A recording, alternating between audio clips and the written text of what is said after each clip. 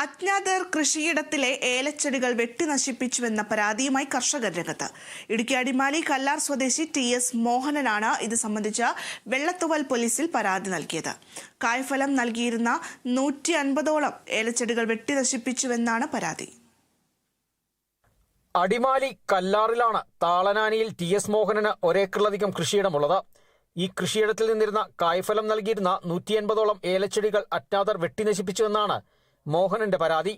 കഴിഞ്ഞ ദിവസം കൃഷിയിടത്തിൽ എത്തി നോക്കിയപ്പോഴാണ് ഏലച്ചെടികൾ വെട്ടിനശിപ്പിച്ചിട്ടിരിക്കുന്നത് മോഹനന്റെ ശ്രദ്ധയിൽപ്പെട്ടത്.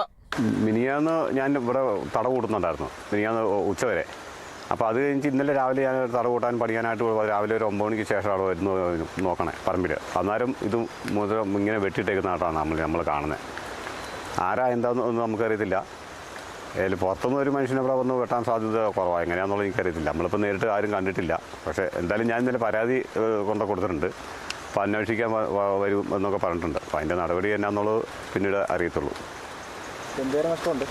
ഇതിപ്പോൾ 100 ചെടി മുകളിൽ നഷ്ടം വെട്ടിയിട്ടിട്ടുണ്ട്. ഈ 30-ാം തീയതി കായ എടുക്കേണ്ടതായിരുന്നു.